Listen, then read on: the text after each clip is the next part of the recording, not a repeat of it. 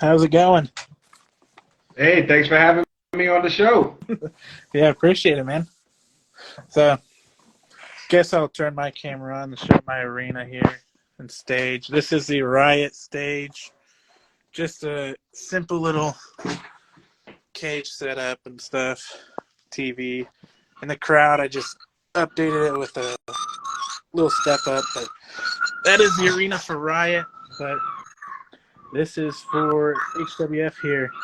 So, I like to start off always asking when you guys started Fetting. Like, how long have you been doing this? Well, first of all, I like to say I like that stage. I like the creativity you got going there, and that's what I like to see in other pig feeders. But as far as myself, I got into the whole pig fed thing at the start of the pandemic. You know, being in lockdown, nothing to do, bored out your mind. You can either do a few things: is either play video games or do something with these figures that's just standing there collecting dust. So I figured, why not get into the photography game like everybody else, like MDT, Figure Kingdom. I don't know if anybody follows Harrison over on YouTube, but those are the people that got me into what I'm doing here today with the whole figure photography thing. Yeah, yeah, exactly. I started kind of after it, but I kind of wish I did it during the pandemic so I would have had something to do. But yeah, I understand that. So, who are some of your current champions in your Fed right now? Well, my current champions and my Fed at the moment, starting with the heavyweight champion is Rey Mysterio Jr. Then I have the Intercontinental champion that's currently being held by Ricochet, and the tag team divisions, the Bloodline is taking over. The Usos has those, and for my women's champion, I have Tessa Blanchard at the top of the as champion. I have Tessa Blanchard. And for my cruiserweight champion is Kyle O'Reilly. So those are the champions that's representing HWF Live right now at the moment. So what's Tessa doesn't have an actual figure, does she? Or what figure do you use for her? Um, Actually, I made a custom of her. A lot of people that I've seen have their custom figures of hers. They use an Eva Marie face. Uh-huh. But I didn't really like it at all. I used it myself as a substitute. Then a friend of mine that I get the custom head scans from, he had made a Tessa Blanchard that came out beautiful, and I was like, hey, that's what I'm gonna use for my Tessa Blanchard, and that's what I've been using for the pig fed for her for the last year and a half or so. So I like the way it came out. I'm hoping to start a 3D pledge going on with Tom Vague, and hopefully we could get a Tessa Blanchard if it passes, along with a few others. I just don't have the idea of it right now, but I do have a 3D printer coming in Wow. soon. So I will be doing business with Tom Vague as far as custom 3D heads. Oh, wow, that'd be awesome. Yeah, Yeah, I I'll be putting that up on Instagram as well.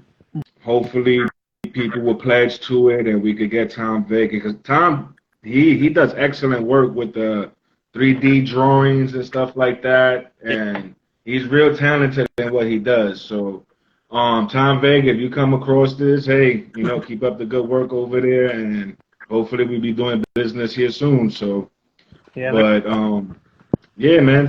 So this is the mad announcer. This is the only time you're gonna see all of this. I don't even show my face on my YouTube channel, which I think I should start doing. But then again, I don't know. yeah, I don't like hearing my voice. That's one. So whenever I do like commentary for my pig feds, and I go back and I listen to it, and I'm like, yo, who's that talking? Because that's not me. I don't know I don't know if everybody else that does commentary, and when they go back and rewatch their stuff before they upload it, I don't know if they get that, like, or Mhm. it's just me. But that's how I feel when I either do a regular YouTube video or just, my pick fed with the commentary. I really don't like the way it sounds, but people's getting a kick out of it. The Mad announcer is definitely calling some big names out there in the pick fed game. Yeah. So my thing is, when you a new fish in the pond, you got to go after the big fish to get recognized. So Right. that's what I'm trying to go in for the channel. Like I said, I'm a big fan of MDT, GCW. I'm trying to Harrison. Harrison is the one that I came across his video as I was looking through. What can I do to customize my arena, and his channel popped up, and ever since then I've been a huge fan of Harrison. Like, he's one of the top dogs in pick betting, along with GCW and MDT. I put it in those orders. As far as my favorite pick fetter, and my favorite photographer is, of course, Figure Kingdom. The way he be doing those shots and all those times, like time and patience that he takes into his photo, is something that I would look to do as I get better, because I'm still learning as I go. Yeah, always learning. Those are the people that I look up to a lot. Figure Kingdom always answer my questions whenever I'm having trouble with something or I need some advice with something. He's always there to help. So, and excuse me. You're good. So, always there's storylines in wrestling. There's rivalries and all that kind of stuff. What's your biggest rivalry right now in your current Fed? In my current Fed, I want to say I'm still building the rivalries up because I'm an old school person, and I don't like to rush the rivalries as we see on TV with WWE now. Exactly. So I really like to milk it. So my biggest the biggest feud that I kind of enjoy filming is the whole bloodline with Roman Reigns, and I have LAX, my version of LAX, with Rey Mysterio as the leader, along with Homicide, Hernandez as my version of LAX, and also I created a faction with AJ Styles that's involved in that mix with Motor City Machine Guns. I call them the Phenomenal Guns. So for this upcoming pay-per-view that I'll be doing, which will be called HWF Live Global Warfare. So what I'm going to do is something totally different from what I'm seeing on TV. I mean, not on TV, on YouTube. Yeah. It's pretty much my Survivor Series theme pay-per-view, but I really wanted to do a War Games type of match with the 2 rings and a custom cage. But one, I don't like Mattel's War Games playset that they came out with. I felt like for the price that they charging, they should have just made it elite scale and just added another $50 to it and just leave it at that. But it was just too small. So, and the WWE Elite Scale rings is too big. I have 2 of them, but as I was setting it up where I have my setup at, it was just taking up too much space. Getting the right camera angles, I felt was going to be impossible.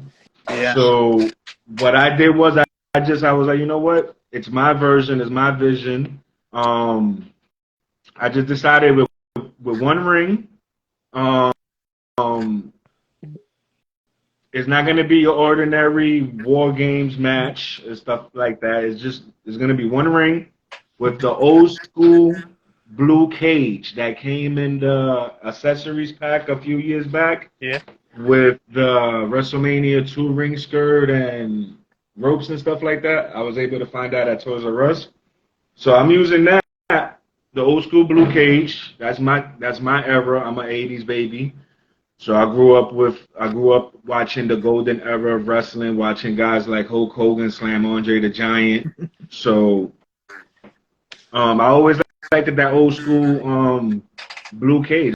I've always been a fan of it. I don't know why they went with with the WCW's version cage. I felt like, I don't know, I felt like it was just too plain. Like, it looked like a person was incarcerated, if I would say. You know what I mean? I just didn't like the whole fencing of their version of the cage. But Yeah. with my version, you're gonna have weapons all tied up inside the ring, somewhat like I don't know if you remember that special match that Jericho and Dean Ambrose had over on Raw with the Asylum match, I think it was called.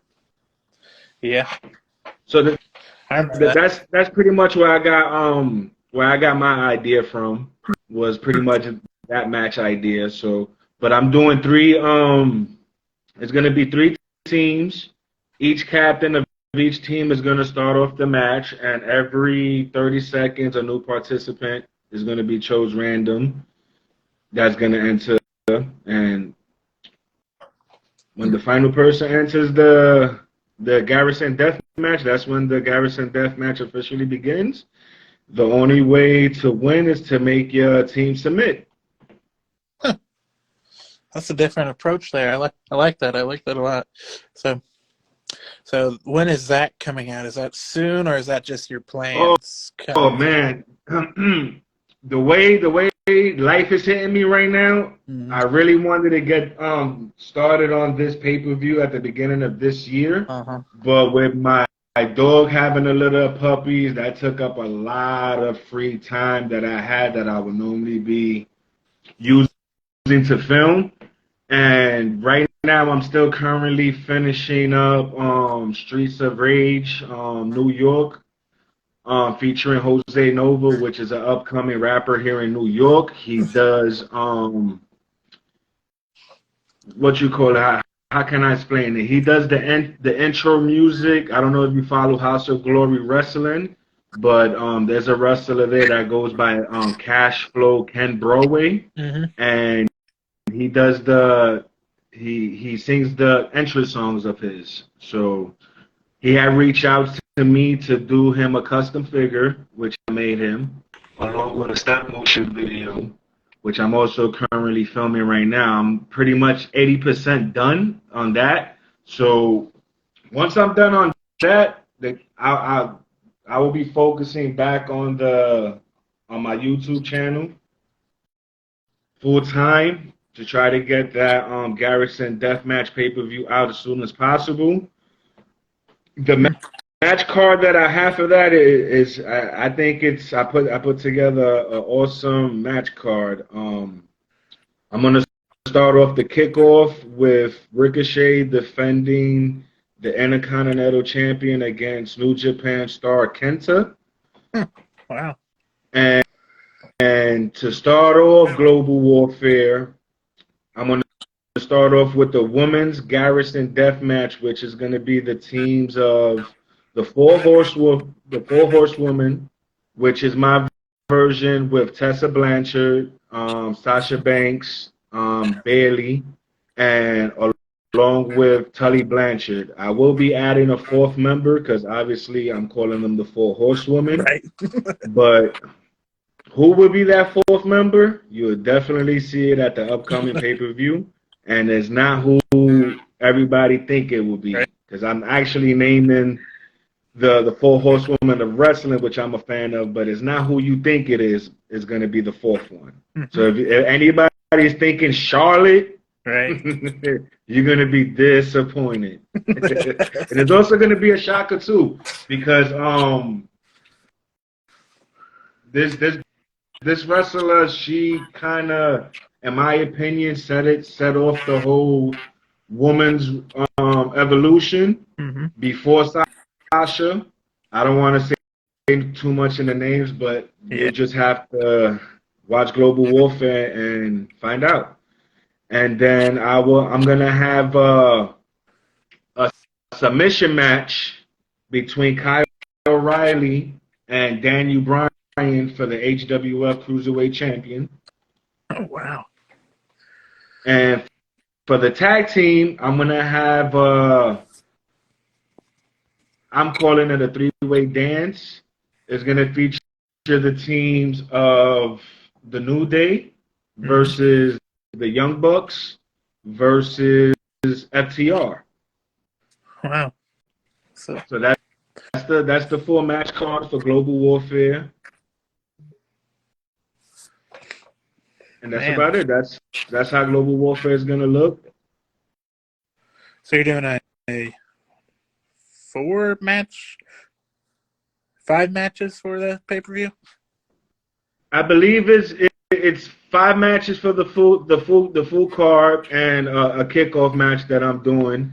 And also I will be doing my second giveaway for the channel, celebrating 300 subscribers for the YouTube channel. I kind of want to get that out there. I'll be doing 2 giveaways for this giveaway. First prize is gonna win mock elite figure. It's gonna be a surprise figure, but it's definitely a rare one now. It's definitely a rare one now, being that she's not with WWE no more. And no, I'm not talking about Sasha Banks. But she's definitely one of those that I'm pretty sure you go on eBay, they're gonna be going for maybe $50-$60 on the scout price. Yeah. So, but I was able to luck out and grab a few before they took it off the store in ringside. So I'll be giving away a figure of that, and I also will be giving away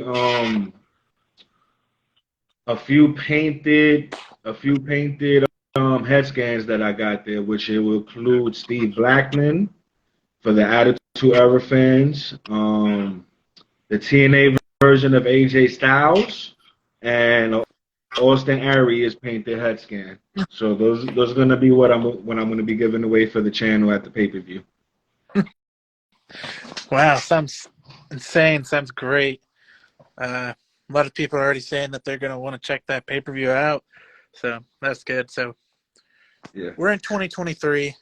You said you wanted to start this pay-per-view working right off, but you couldn't. You had some issues. What else is your plans coming into 2023? How do you want to end your year?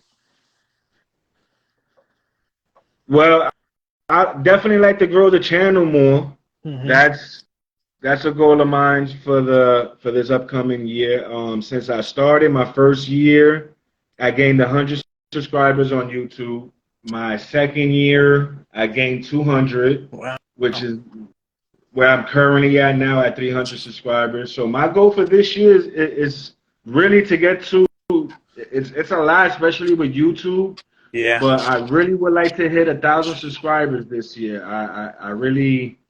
I'm pushing for that monetize for my YouTube. So Yeah. I know I will have to drop more content, which I'm gonna be focusing on that as well. At least maybe a video or 2 a week, and maybe a live video once a month or something like that, just showing my followers what I'm up to.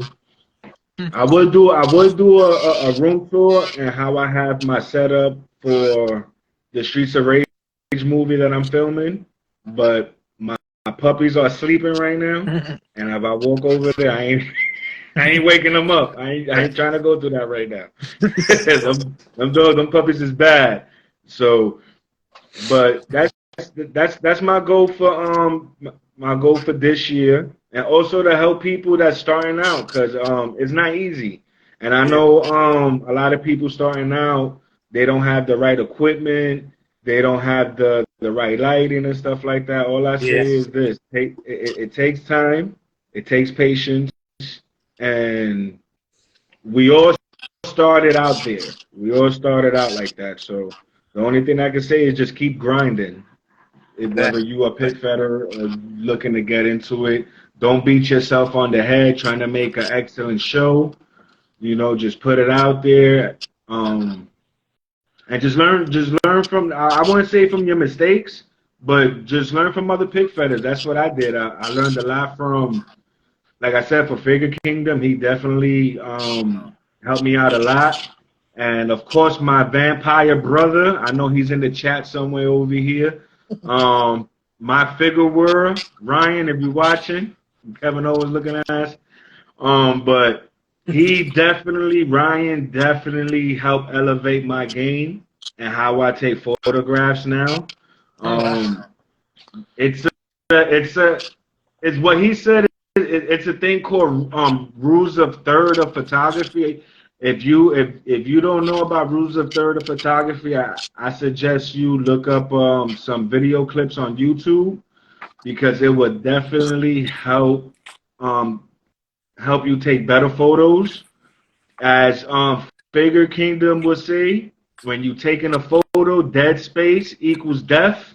So you definitely don't want no dead space in the photo taken away from the main attraction of the photo. So once you master the rules of thirds and photography, you on your way, and everything else just takes time and patience. You just got to keep doing it. You're gonna curse a lot, because I know I do. I definitely curse a lot. Like, try to get certain figures to stand a certain way without trying to use the illusion wires and stuff like that people will use. So it's definitely challenging, but when you put everything together, like especially stop motion, that's the type of thing that I got into now. Because I like more of the fluid. I like how the sequence look better when you do stop motion compared to where you just take pictures simultaneously and not give that viewer like what's in the middle, what made it there. So doing stop motion definitely is a lot of work.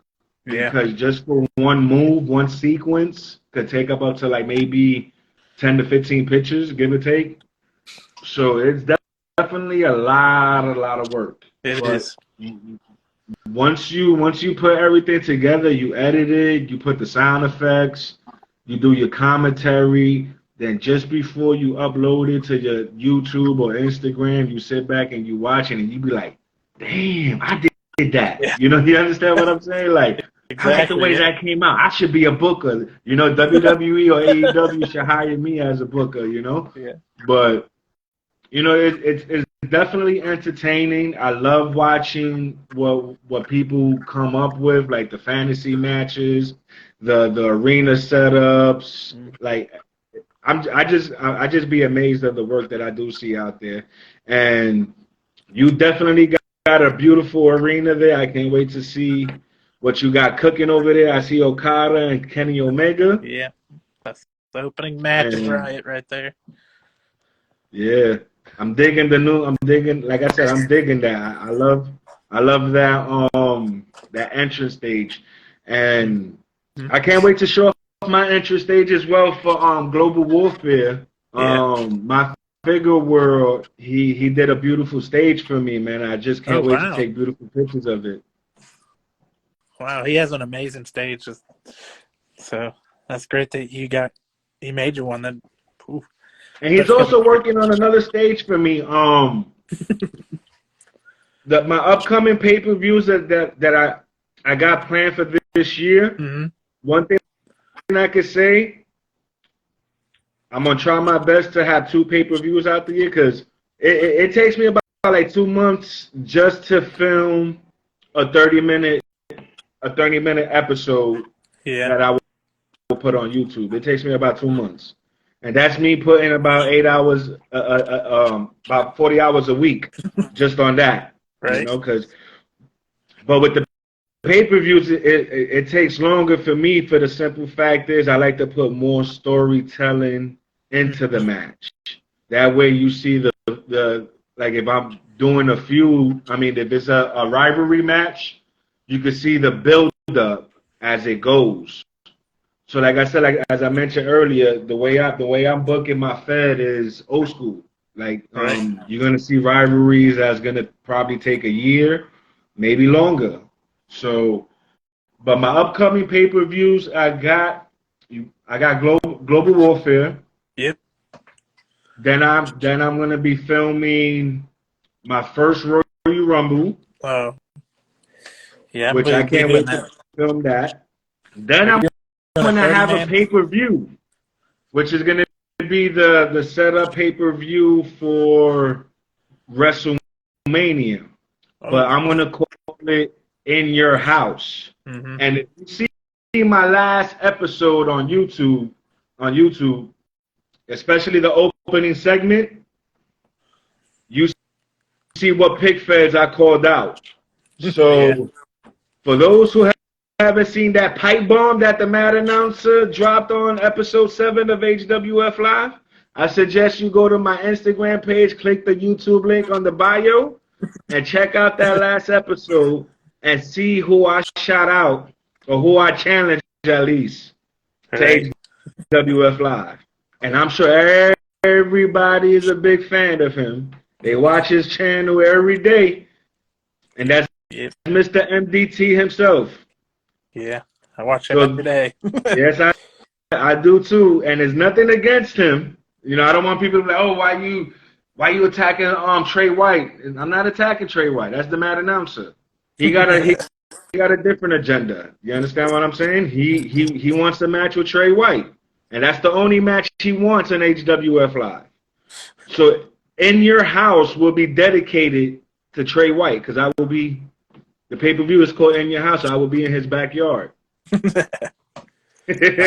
So you know that's how I'm looking at it. So you know, like I said, I'm a big fan of Trey White. I just wish he was a little bit more consistent with the pick fed because I believe it's been well over a year since the last episode. Well Yeah. over a year. So Yeah. that's one thing. Whenever every morning I get an alert from his channel, I'm always like hoping to get a new episode because I love what he brings into the commentary when he does. Like it's a good thing. Like he makes me feel like I'm actually in there in his arena watching that as it goes down. Right. So, but yeah, like I said, the Road to WrestleMania pay-per-view, which is called In Your House, I'm gonna have MDT colors, everything. It's gonna be a funny show. Like I already got the matches all planned out on my book, and like I said, hopefully MDT noticed me, and the Mad Announcer could have his first match at HWF Live against Trey White. Wow. Yeah, that'd be awesome. So you've That would mentioned be a lot of pick feds. that'll be my dream match, and that'll be the only match the Mad Announcer will have in the Pig Fed because he's gonna stick to announcing. Right. So But if he was to have a match, it would be with Trey White. that'd be awesome. So you mentioned a lot of pick feds. You kind of gave off some of your top ones already. So who are some of your top 5 pick fedders? Right now, top 5, I would put myself there. I'm gonna be brutally honest. Like the work that I accomplished in the short time that I've been doing it, and especially how my commentary has been getting better over the last 2 episodes, I definitely put myself there. But top 5, like I said, is always the main goats that everybody goes to and watch is MDT. But let me put it in order. Number 1 is Harrison. Even though Harrison doesn't do full commentary at all, he just plays music through his episodes. But when it comes to lighting, when it comes to framing, when it comes to posing, like what he does is just phenomenal. I just wish he, maybe get Danny over there to do some commentary for him over at GCW. Mm-hmm. So definitely Harrison number 1, GCW number 2, and the only reason I got Trey White at number 3, man, because I just wish he was more consistent with the pick fetting. Like, Mm-hmm. I became a fan of his channel for his pick fed, Right. and it's been well over a year since his Christmas special. Same. I feel the same. So who's your number 4? Number 4 would have to be Spam Wrestling. Spam, that's good. Spam Wrestling. He's another person that I come up to like his work. His commentary is great. I don't know who's the other person that does commentary with him, but that duo they have there is great. The matches he has there is great, and he's definitely someone that he's gonna give MDT and GCW a run for his money on YouTube. Mm-hmm. Only if he could just be a little bit more consistent with dropping episodes and stuff like that. Like I look when I follow a pick fetter, whether it's on YouTube or Instagram and stuff like that, I follow them for that reason. I'm in a whole bunch of wrestling groups and stuff like that Yeah. on Facebook and even on Instagram as well and Discord. So, when figures come out, I hear it on the Discord before I hear it on Trey White's channel. So it's like, it's more of like a recycling, same thing, everyday type thing, but just different wrestlers that he's talking about, Yeah. whatever elite line that it is. So, that's one of the reasons why I can't really sit down and watch his channel every day Yeah. like I used to, because, like I said, every time I get the notification, I'm hoping Trey White drops a pick fed. Right. But I do like his figure surgery fix-ups. I got a lot of ideas from him customizing as well. 'Cause Mm-hmm. I customize figures as well. I paint them. I'm still learning how to remove all the torso cracking and body swapping and stuff like that for the figures. I'm still kind of green in that area because I broke a lot of figures trying to torso crack. So it's not easy. Yeah. It's definitely not easy, but once you get the hang of it, it's pretty fun. Yeah, I've done a few torso cracks and I've been successful, and then I have to cover some up with T-shirts because the lines are janky and it's not very good. But torso cracking is very hard. You always got to boil water, and he's one of my crowd members with a torso crack right there. That Mr. T. So I got Bobby Lashley as an ultimate now, but torso cracking is a pain. I actually cut myself with a screwdriver just trying to crack them open. I definitely got some injuries from customizing myself, and it definitely came from torso cracking. It's the worst. It's definitely the worst. But who's your top 5 pick fetters? Who are my top 5? Ooh.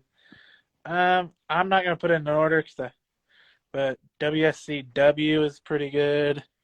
NLW, GCW. I forgot about MLW. He does great work too, and I also forgot what's that guy based out of the UK? I think he's in the UK. I'm not sure, but Yeah, I know there's a few of them in the UK, but I think it's I can't get to it right now, but continue. Maybe you'll say his name and it'll catch on. I think who did I mention? WSC, NLW. I think those guys are both UK. GCW. I don't really. There you go, Balafigs. That's the guy based out of the UK that I watch a lot also. UK, yeah, he's really good. For like the stuff that I do, those are the only ones, but I do like the slideshow type people. Like House of Figs, I really like him. AOPW and Texas Wrestling Federation, I had last 2 guests. I really like their stuff. They're the slideshow pick fetters. They're not the stop motion guys like us, but I enjoy their stuff. Hardcore Era Wrestling, he's pretty good. I think he's in the chat right now. So he does some pretty good stuff. I think he's had some difficulties with stuff, like planning stuff. I don't know, but he's changed a lot of stuff. So those are some of my top guys. Not really a top 5, but some of the better ones I watch all the time. So I go right into this next one. So there's some guys out there.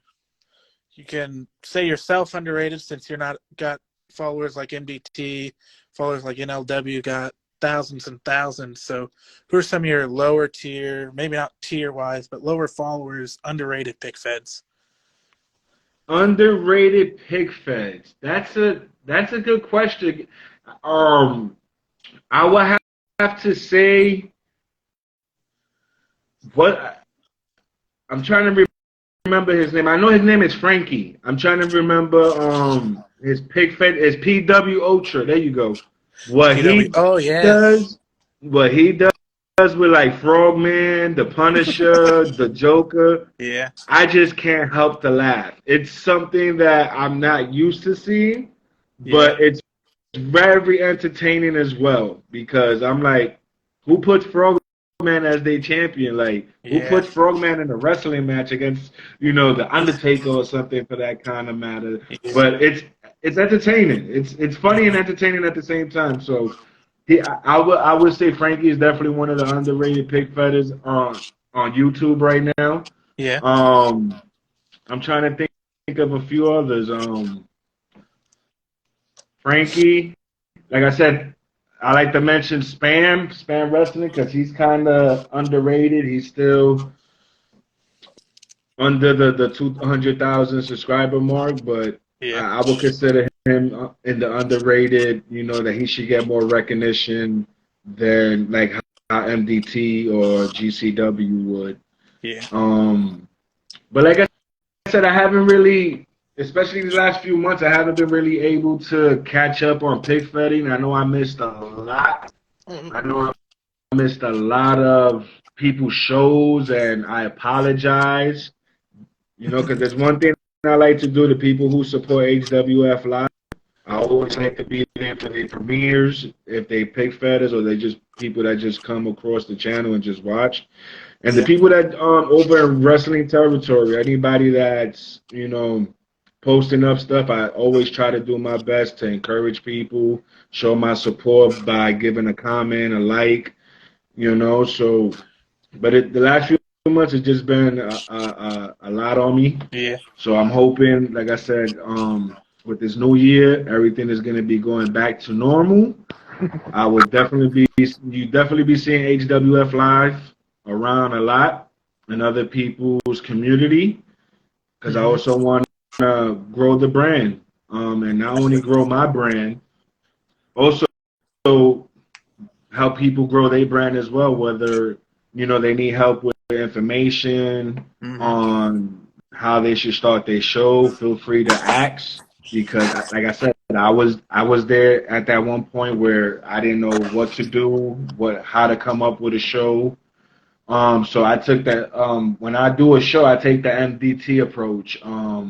As he mentioned in one of his videos, that he films the main event first, and everything else comes afterwards. So I figured, let me try that, see how it works, and filming the main event first as the first match you film, and just work kind of backwards, but start.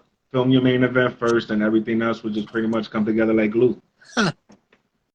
Yeah, I never thought of doing that, but I've just now started for this one, I'm going to start a new thing.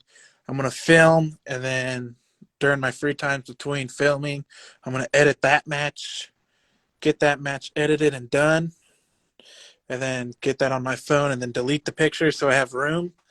But doing the main event, that's something I wouldn't have thought of. So, yeah. But you definitely came a long way too, because I remember when you first started too. Like compared to now, like we might have to do some collaboration work over there, buddy. Right? Yeah, the Mad Announcer is gonna have to show up at BWF. Yeah, I'd love to have an announced partner because commentary team, baby. I had I'll be more than willing to. Whenever you want the Mad Announcer to pop up on your show, let me know. I'm more than willing to do my commentary. Yeah, that'd be great. That'd be great. I'd love to have a commentating partner, but Oh yeah, I'm also down for it. alrighty, I'll talk about that later on. But so you, as the Mad Announcer, you shout out people on your thing. You call them out on your shows. So Yeah. So what are all right. The reason I came up with the Mad Announcer gimmick because when I first considered doing commentary, I wanted to develop a gimmick, and you know, like as I mentioned before, I'm a '80s baby. I grew up loving '90s hip hop music. So if anybody, I don't know what's the age group here, but if you grew up in my era and you listen to hip hop music in the '90s, you know who the Mad Rapper is and what the Mad Rapper does. So I was like, I'm one that like to joke, and I like the way he does it, and I was like, maybe I can incorporate that in my commentary and my promo shoots. And like I said, there's nothing against those pig feds. Like if I shot you out of my pig fed, you got my attention. That's the only thing I can say. Like I don't want people to feel like, oh, why are you taking shots at him? What did he do? Nobody done nothing to HWF Live. It's just HWF Live. Mad Announcer just he likes trouble. Yeah, he likes trouble. And he wants a match with Trey White at WrestleMania. That's his dream match. That's his dream. When he started his YouTube channel, that was his dream, to have a figure match with Trey White. Right, that'd be cool. You know, so the day that happens, that'll be a blessing. So, who are some of your? That'll be a dream come true. Right. So who are some of your overrated pick feds? Overrated? I think we mentioned that already. Did we? Yeah. Alrighty. So we'll get more into like your wrestling. You were saying you're an '80s baby. So what are some of your favorite matches that you've watched and seen either live or on screen? Well, let's go to my first live event.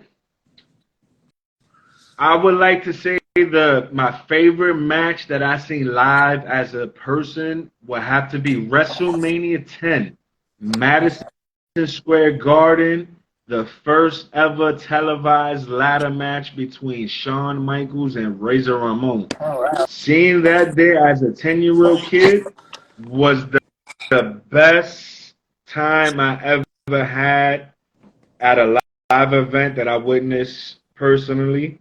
Was that whole WrestleMania card. Not only because of the ladder match.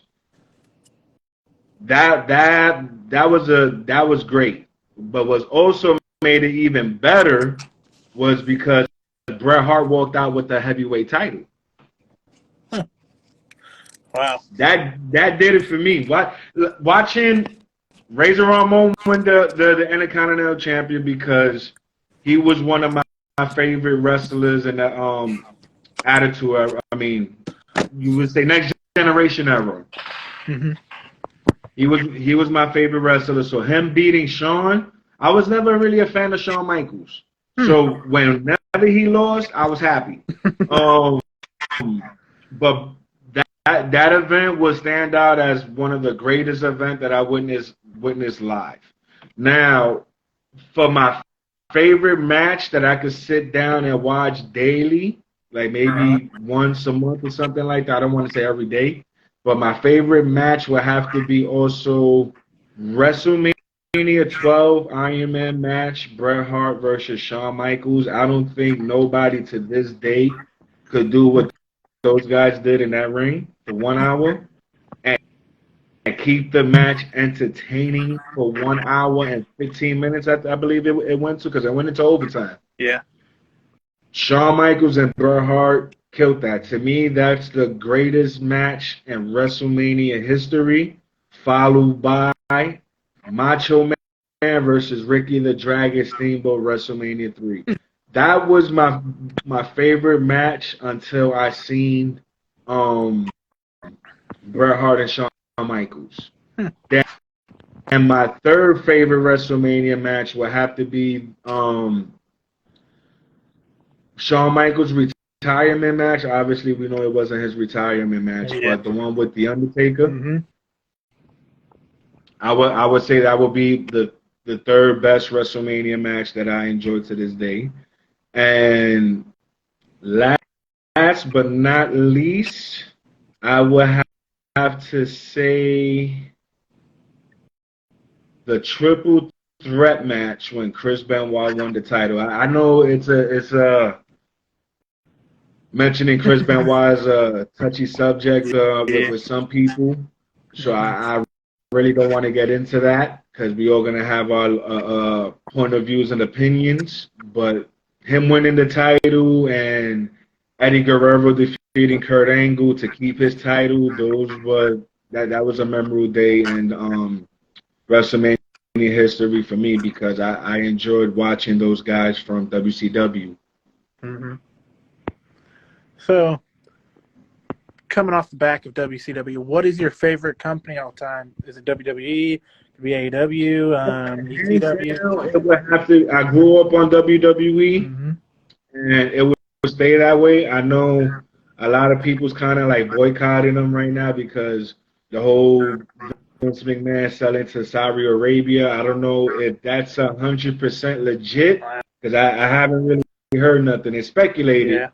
But for the people that, want to boycott them, I say, listen, y'all full of shit. Y'all still gonna watch the product. Right. The only thing I could say, maybe with WWE turning to a private company, Mm-hmm. maybe we could get a new Attitude Era. You understand what I'm saying? Because now McMahon don't gotta worry about the shareholders voicing their opinions like, oh, this is not PG and stuff like that. As much as I'm a WWE fan and I will continue to be a WWE fan, I would have to say their product for the last 20 years has been declining. Yeah. And the simple reason is that the McMahon that I want to see back, it was an interview I think he did with CNN a while back when the Attitude Era just started, and everybody was criticizing him that you having these females come out in their bra and panties and stuff like that, and his exact words was, if you don't like the show, change the channel. That's the Vince McMahon I want back. Because at the end of the day, we the ones that's buying tickets for our kids or grandkids or whatever the case may be to take them to see your show. They don't know nothing about booking. They think it's real. They got to entertain the grown-ups. Because you got to sit there for those 3 hours and watch that show. So you got to entertain the grown-ups because we're the ones that's paying for everything. Exactly. That's my point of view on things. Mm-hmm. So, what is a show that you try to catch live each week, or something you record and try to watch every week? Say that again. What is shows that you try to catch each week and watch, either live? Well, I don't watch too much of Monday Night Raw anymore. Mm-hmm. For some reason, like if the Bloodline is not on Raw, I don't watch. Yeah. I'm seeing myself becoming more of a SmackDown person. Just for the simple fact is, I like what they're doing with Roman Reigns. I've never been a fan of Roman at all, but putting him with Paul Heyman and letting Paul Heyman be the mouthpiece, and he's even improved himself on his Exactly. promos. So, you know, I became a big Roman Reigns fan when he came back. I'm not talking about the Roman before his cancer. I'm talking about the Roman after his cancer. That's the Roman I became a fan of, and I'm a fan of now. That's making me watch SmackDown. And the whole segment, the whole storyline with Sami Zayn it's just fun to watch because it's becoming more entertaining when I watch SmackDown, and I look to see the Sami Zayn how many times he's gonna make the Usos or Roman break character in a promo, you know, because I look for it, and he does it every time they on camera. He makes those guys break character. I know that's got to be hard to like try to keep a straight face, but when somebody is that funny, you can't help to you gotta laugh. You just have to. Right. So there's a lot of moments in wrestling. You can say the ladder match with the first ladder match ever with Shawn and Razor. That's a great moment. What's your favorite moment in wrestling history? That's something that happened during a match or a match in general. It would have to be WrestleMania 7. Uh-huh. Career versus career match, Macho Man versus Ultimate Warrior. The whole storytelling with Elizabeth and Macho Man. I was a kid, you know. I'm a sensitive person. Don't shoot me. But as a kid, watching Miss Elizabeth come down the ring to save Macho Man and whip Sherry's ass was a blessing. Like I was just like, oh, how sweet! Like, oh, they back together, you know. But to this day, that's got to be like one of the memorable moments in my childhood wrestling as of today. Like that's got to be the memorable moment. Like Elizabeth coming down to save Macho Man after the match. That was something. Yeah. So you mentioned earlier you weren't a big fan of Shawn, but it seems like all the matches that your favorites were Shawn Michaels matches. Yeah, But who were some of your ain't that favorites? funny? But you know, that's only because of the other guy. The Right. other guy made it who he was. Yeah. So who are your Undertaker favorite wrestlers? made that match. Bret Hart made that match. But like I said, no credit. You know, I'm not taking the credit from Shawn Michaels. He is a showstopper. He is an entertainer. Mm-hmm. My issue with him is just, you know, how he was back in the 90s, you know. Uh-huh. He was a total douchebag behind the scenes. And, you know, hearing about all the stories now, you know, like with the internet breaking, you know, you're getting all those inside scoops on what's going down. Like Shawn Michaels was really hard to work with back then, you know? Yeah. And I always didn't like the cocky wrestler. Like, you know, I became more of a fan of heels when I think I became a teenager. When I was a kid, I was always rooting for the face. So, you know, Bret Hart was always that person. When he became a heel is when I honestly started liking heels. And it was because of Bret Hart. Even though he didn't play the heel perfectly, but, you know, the whole thing with the Stone Cold situation and, you know, he wasn't playing that character. That's legit how he felt about the situation. So, Right. Exactly. you know, but I'm sure they made him money because, you know, Bret Hart started the Attitude Era. People don't want to give it credit, but it started at WrestleMania 13 when him and Stone Cold. That's just my opinion. Right. I know I'm a Bret Hart guy. I'm not trying to give him too much credit, but you know the whole Attitude Era started with Bret Hart and Stone Cold. Well, some people might agree with you on that, but so coming off Stone Cold Bret Hart storyline there, what are some of your favorite storylines in wrestling? That could be the Undertaker Shawn storyline, which I thought is one of the best. What is your favorite? I would have to say Hogan and Macho Man. Like Uh-huh.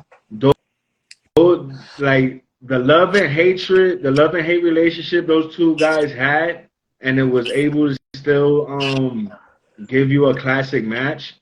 That was one of my favorite storylines to this day, like leading towards the Mega Power fight at WrestleMania 5. The whole events that happened on Saturday Night Live when the infamous when Macho Man turned heel on Hogan, the lust in your eyes, Hogan. I see the lust in your eyes. You have for the... That was just gold. That was just gold. You know, you don't see that anymore. Yeah. So I'm gonna guess I know this answer, but what's your favorite pay-per-view that you've seen? Favorite pay-per-view. That's I gotta say I got quite a few. I'm trying to remember which ones that had like good matches from beginning to end. I would like to say one of the pay-per-views I enjoyed. I want to say going back to the Attitude Era, maybe Ruthless Aggression Era. I'm not too sure. I want to say No Way Out, where Kurt Angle versus The Rock main evented on that pay-per-view. I enjoyed that pay-per-view very well. I can't remember who else was on the card, but I know Kurt Angle and The Rock had a banging match, and I'm sure other matches will probably pop up to my head, but that's one of the ones that I enjoy. And like I said, WrestleMania 10. WrestleMania 10 always sticks out as a favorite of mine because I attended that event. So that would be WrestleMania 10 would be one of my favorite pay-per-views of all time as well, whether watching it live or rewatching it on Peacock right now to still see if I find myself in the audience as a kid, you know, which I never do. But hopefully one day I'll find myself, you know, because I'm sure they got plenty of camera angles. Right. So I'm sure I'll find myself. I know I was right for WrestleMania 10. I was right behind the entranceway, like where they was coming out in the entrance. Like the way they had it back in the day, like I was like maybe the first deck after right above the entrance because I was seeing them when they was coming out. Wow. So, but I still look to this day and I'm like, yo, I know I'm there somewhere.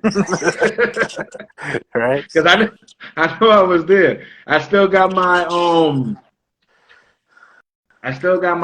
foam hand that I got of Razor Ramon. Even though all the lettering peeled off, the sponge pretty much shrunk. Like, but I still keep it because I'm like, you know, at one point it was a foam hand. You know? And I don't throw away stuff from my childhood, so. Yeah. So, you haven't really mentioned tag teams very much while you're talking about stuff. So, what are some of your favorite tag teams? Oh, hands down, favorite tag team of all time will have to be the Dudley Boys, and followed by them will have to be LOD. So LOD and the Dudley Boys is hands down two of the greatest tag teams that I enjoyed watching. I would like to say those three teams, and also along with the Hart Foundations because that was the first tag team that I grew up watching. Was the Hart Foundations taking on the Demolition, taking on the Nasty Boys. So I grew up being a fan of the Hart Foundations, but as I graduated to watching other wrestling promotions, when they opened opened up a video store. Pretty much when they opened up a Blockbuster by me, and I was, go to the wrestling section, and I'm like, oh, what's WCW? What's AWA? What's NWA? Mhm. So that's how I was able to. I came across the other promotions like the WCWs, the AWAs, and stuff like that, and that's how I was introduced to the War Warriors. Wow. Yeah, I wasn't in that era, so I never had to go to a Yeah, I'm Blockbuster or old. video I'm store. probably one of the oldest kickstarters in the community right now. I've had a decent amount of people that were older than me, I could say, on this show. So, like Texas Wrestling Federation, I don't know if you know about him. He's been doing this. He commented. Yeah, I follow Texas. He's been doing this for over 20 years, so that's kind of crazy to think about because I'm just going to be 23 this year, and he's probably been doing his pick fed longer than I've been alive, so that's just crazy to think about. But there's a lot of champions. I got a whole pile of championship belts here. What is your favorite championship run and championship belt design? Well, like I said before, I'm old school, so the Eagle the Eagle heavyweight title will always stick out to me. Mm-hmm. And also the WCW world title. Those to me to this day, those are the two most beautiful heavyweight titles exactly that I came across as being a wrestling fan. Yeah, I like the big gold belt. I think my favorite's got to be the spinner, though. I was a kid then, and just such a cool belt, I thought. So, but and also what's the classic WCW belt that they introduced when Ric Flair went to WWE with the world title? That the one that Ron Simmons won. That's a beautiful belt as well. Mm-hmm. So, any championship reigns holders that you remember and just liked about their reign as champion? Say that again. Was there any certain championship reigns that you just liked and were a fan of? I would like to say Hogan's 2-year reign was pretty awesome. Mm-hmm. But that was because I was a kid and I didn't know any better. But trying to watch a Hogan match now, no. But definitely, because like I said, what kid back in the day that was a Hogan fan didn't like Hogan? You understand? Didn't eat their vitamins. I ripped up plenty of shirts thinking I was Hulk Hogan. I used to get in trouble a lot by my parents. But Hulk Hogan's title reign when he held it for like 2 years, that was a great one. I would also like to say CM Punk's WWE title reign was a great one. Even though I always feel CM Punk is overrated as a wrestler, but as a person that could sit there and cut a promo, he's one of the best up there, and I put him up there with a Rock, Ric Flair, Dusty Rhodes. I put him along with those guys. Wow.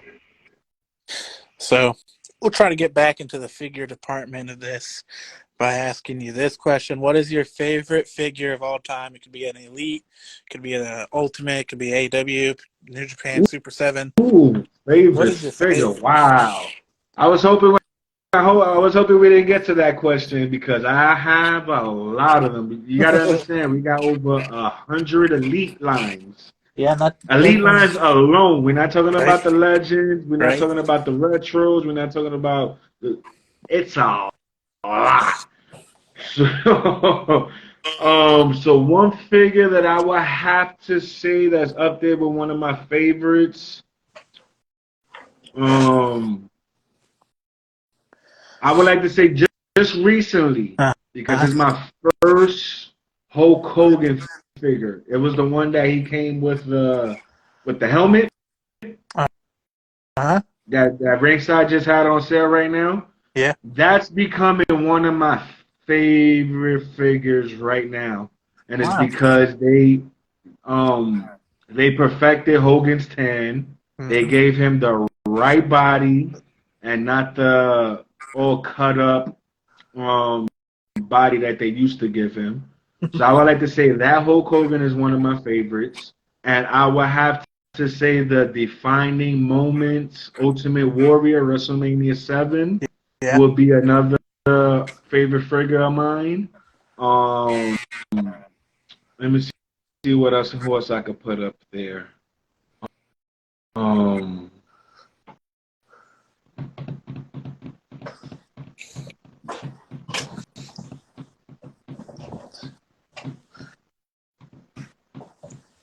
well, I guess I can't really come up with names off the back, but like I said, those figures is phenomenal.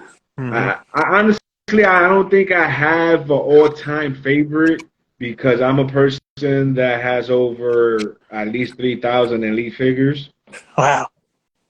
and I cherish each one dearly. Right. Even the jobbers, Good even the job. jobbers. You gotta have those for your Even the set. jobbers like Bo Dallas, Adam Rose, Yeah. um, James Ellsworth. You know, those are still some good figures of mine. You know, Yeah. Those are guys I got on my um, Horizon show. but I would have to say, like I said, the Jeff Hardy, the one that came with the entrance, I think it was called the entrance Mm, greats. I don't know if I'm saying that right. entrance greats, yeah. The The green entrance great face. Jeff Hardy is one of my one of my favorite figures. Um, the Kurt Angle one as well is pretty dope. Hmm. I And have. I can't forget the ringside exclusive Chris Jericho Raw is War when he debuted. I believe it was. Hmm. Is that the one you're talking about? That Kurt Angle there? Yes, sir. Hmm. I want to get an older one made where I can like remove the singlets, but haven't really found any heads or any bodies that I really want to use. But yeah, I gotta say, right now this Brock one is just amazing. This figure just perfect. I think I can't wait to use it Now in my build. That Brock figure is amazing. I think I'm gonna have to visit my Target to see if they got that on clearance because I already see that they have the new the new legends that just came out that Right? everybody was going crazy for with the Shawn Exactly. Michaels, the two versions of Kent Shamrock, Mm-hmm.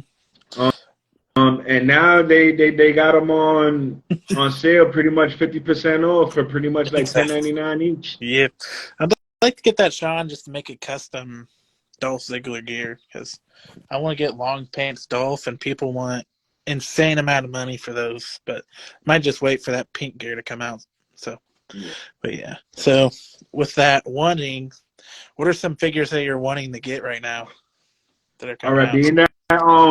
being that my phone is literally about to die and I'm trying to Uh, catch Monday Night Football, uh, so I got time for like maybe two more questions. But to okay. answer your question, I want to say a figure that I'm hoping Mattel makes. Um, being again, I'm an old school person. I would like to say Dino Bravo. I would like to see Dino Bravo get a figure. I would like to see Jesse the Body Ventura get a figure.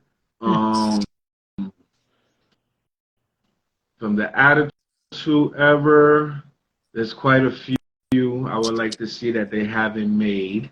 A Gangrel would be good to complete the Edge and Christian for the Brood. Mm-hmm. Um,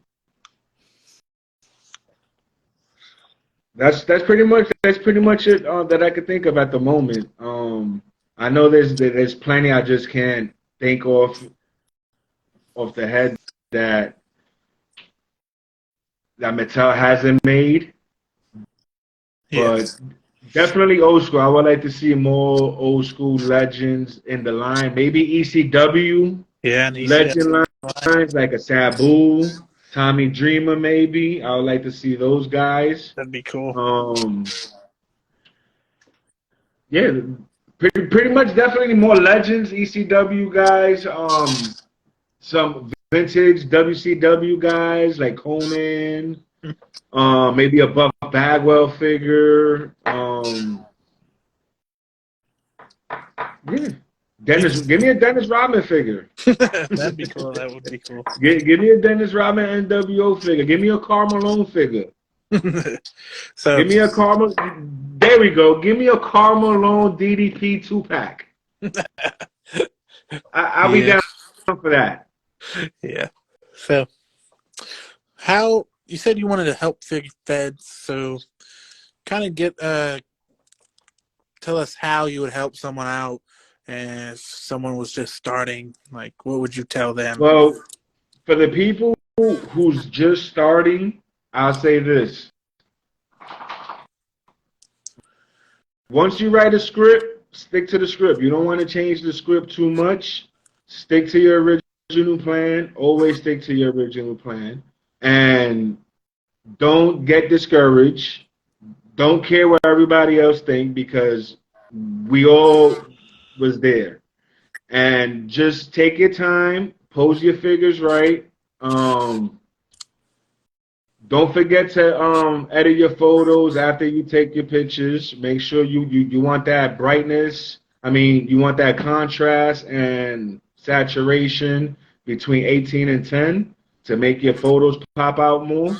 And that's pretty much the best thing I could tell you. Time, patience, dedication, and everything will come close. I know everybody's budget is not the same way. Yeah. But lighting is definitely an accessory for figure photography. It's definitely a must. So I would say get your lighting in order first and take photos and think of like do what a Figure Kingdom would do. Take some memorable moments from your childhood, whether it's from your childhood or from current events in wrestling, and put it in a photo. Andre, Hulk Hogan body slamming Andre. You know, that's a photo that I'm about to get into as well. So that's pretty much it. And for stop motions, you want your frames per second to be anywhere between maybe a half of a second. Yeah. That way it flows fluently with the rest. And for taunting, like when you pose in a taunt, when you're doing stop motions and you want to taunt, you don't want that no more than 1 second. But you definitely want to keep the speeds between a half a second. You don't want to keep it longer because the frame is just people is just not gonna keep their eyes focused on what they need to keep their eyes focused on. So you got to make sure your framing is good, your posing is good, and that's about it. Like I said, if anybody has any questions or help, I'm more than free to help. Yeah. Because I was there where I didn't know a lot about nothing, and you know, people like Figure Kingdom, Ryan, they definitely took the time to help me out and let me know what I was doing wrong and what I could do better. So that's all I can say. You know, if you're gonna be a pig fetter, you just learn how to take criticism because it's gonna come with the territory, and don't get discouraged from that criticism and just learn from it. Exactly. So for the last question here, kind of run us through your. It looks like someone knows you. So let's kind of run us through your process for coming up with shows, how you write it down, or however you do it to make up your show. Yo, Rico, what's going on, brother? Welcome to the chat, brother. I'm sorry about. No, you're good. You're good, man. But yeah, just tell us about your process for making your shows and coming up with your ideas. Uh-oh.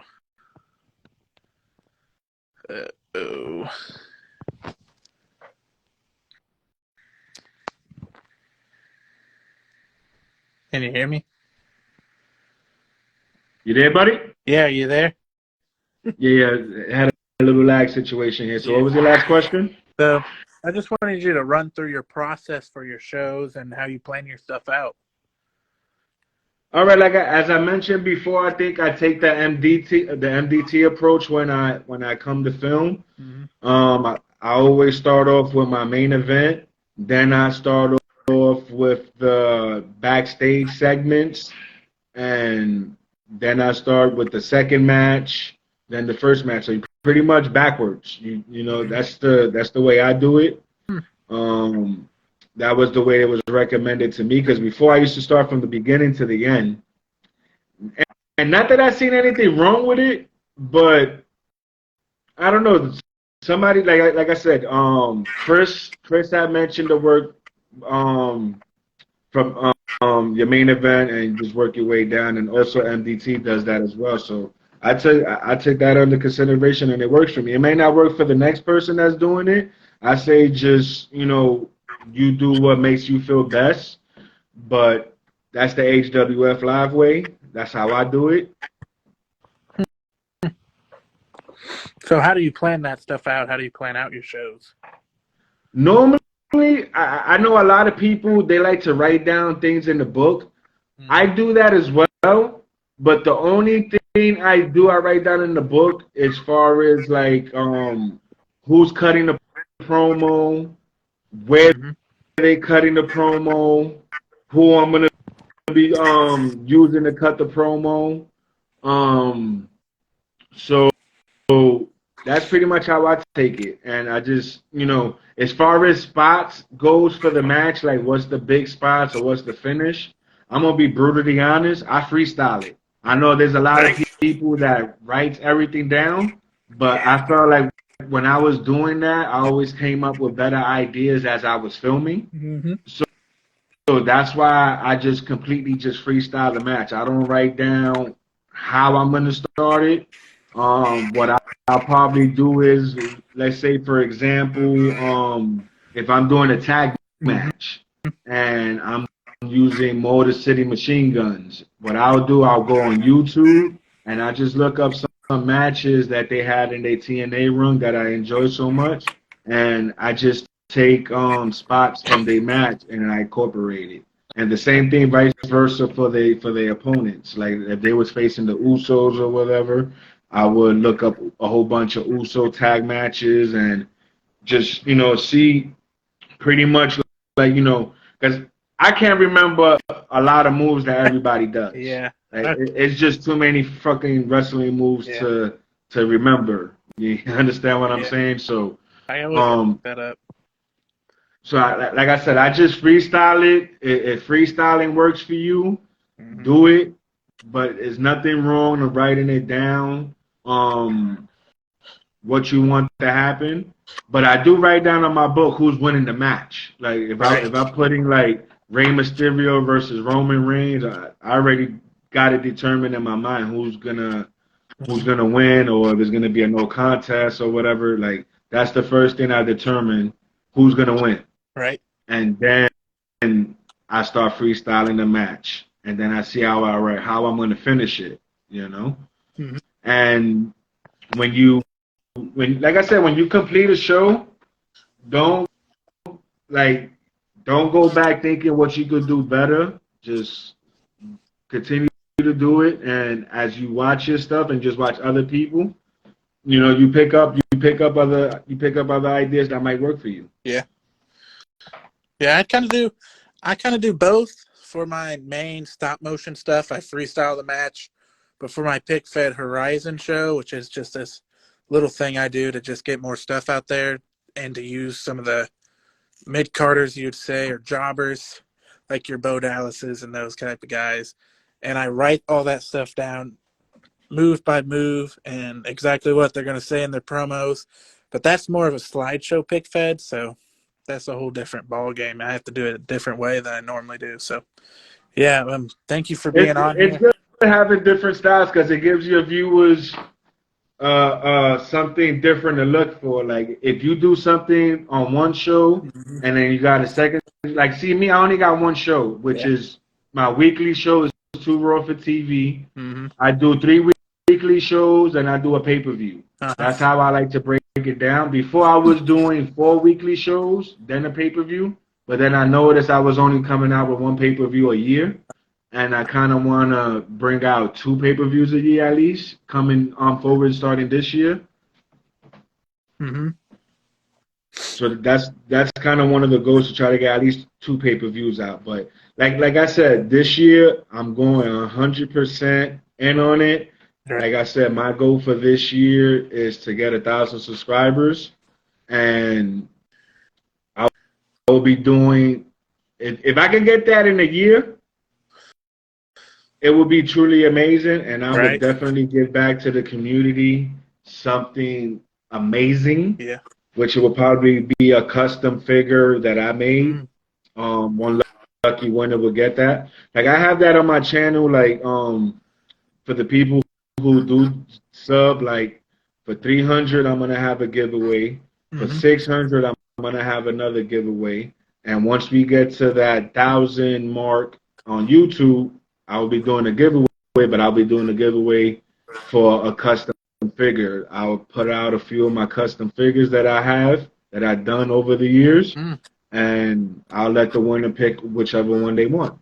Wow, that'd be cool. So yeah, I've been doing some giveaways. But I know also. I know I got to put a lot of work into it this year. So I'm gonna find out from the customer that ordered the custom figure for me, along with the stop motion video, if I could release that up in my YouTube channel, so that way people will get a kick out what I did there.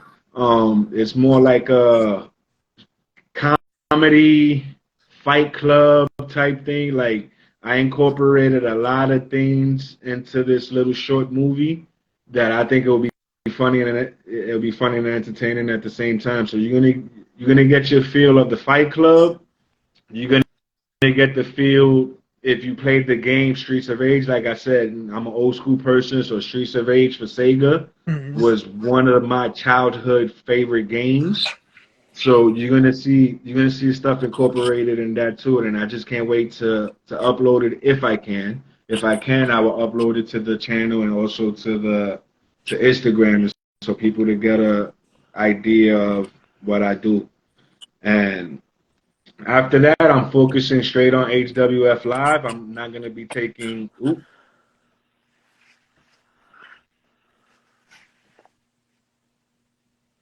Uh-oh. Guess he lagged out or died. I don't know.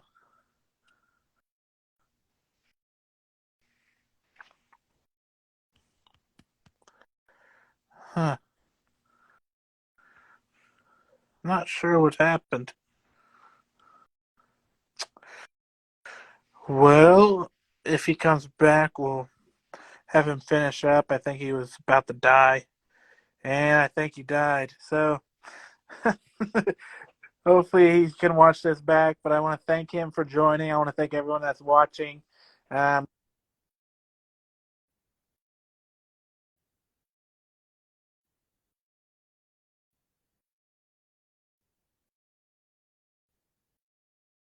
Alrighty. Yeah, I guess he died. But the next guest will be, I think, one of the WCW guys. So I'll be posting about that after we get off that. But thanks everyone that joined. Everyone go check out HWF Live out on YouTube and on Instagram. If you guys weren't in here, I started this at the beginning, but this is my arena stage for Riot here. Just a simple little cage draped over. Then I got a light above.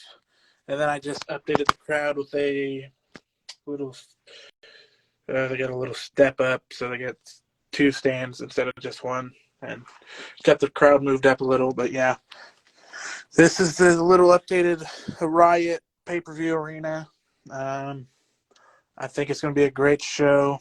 If you guys want to be a part of this, get to know that Fed, please feel free to message me and we can get you scheduled in.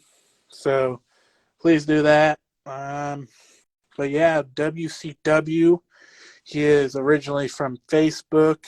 was where I met him, so he'll be my next guest. Hopefully, if not, I'll post something about it, but I'll be messaging him after this. And thanks, everyone. Message me if you got any questions, anything you need, PickFed-wise. I can help you out. But, yeah, if you want to be a part of this, you got to message me. I've been trying to message some people, trying to get them scheduled in, but I got some openings for February, and the rest of the year is completely open. So please, please message me if you want to be a part of this. I will accept anyone that I can.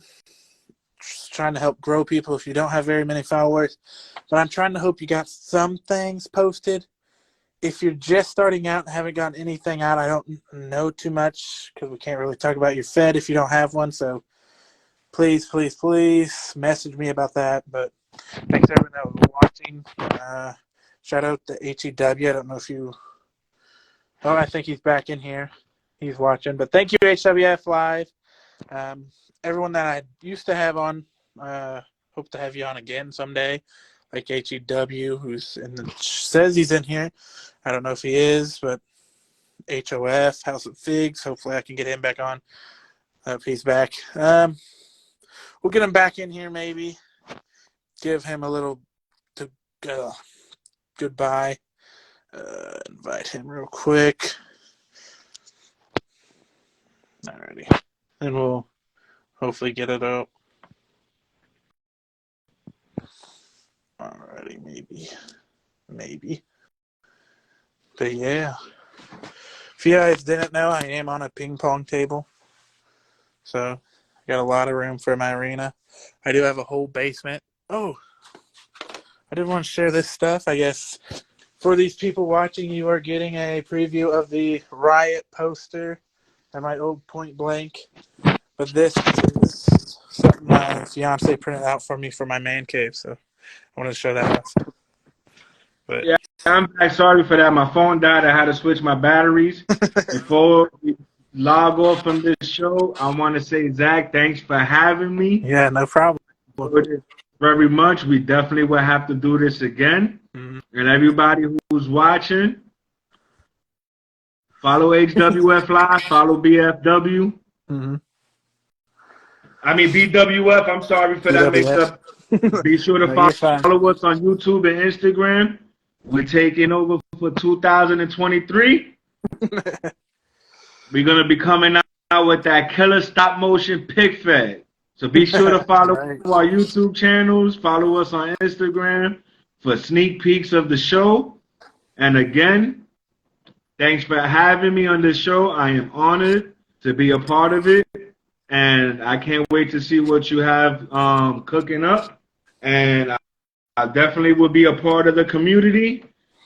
And like I said, I just want to say thanks for having me on the show again, man. I really enjoy talking about PickFed and wrestling with somebody from the photography world that we in.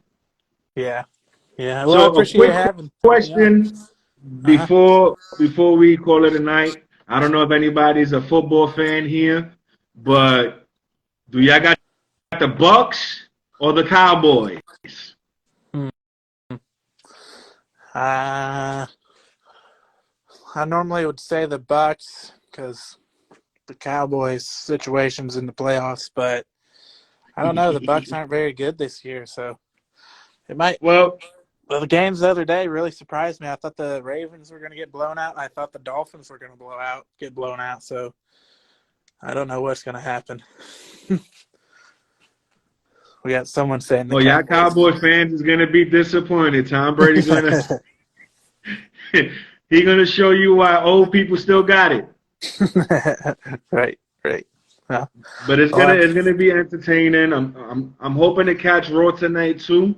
I'm gonna be channel surfing, and again, the people who join to watch Talking Feds with HWF Live, I appreciate it.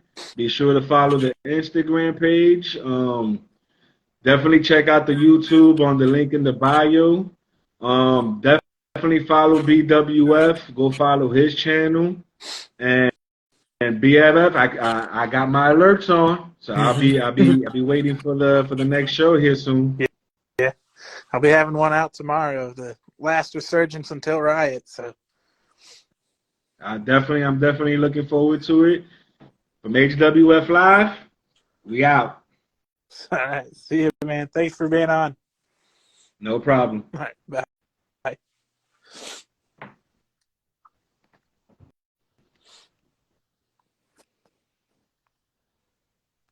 All righty, guys. So that's HWF there. Go follow him. As I said before, thanks everyone that was watching.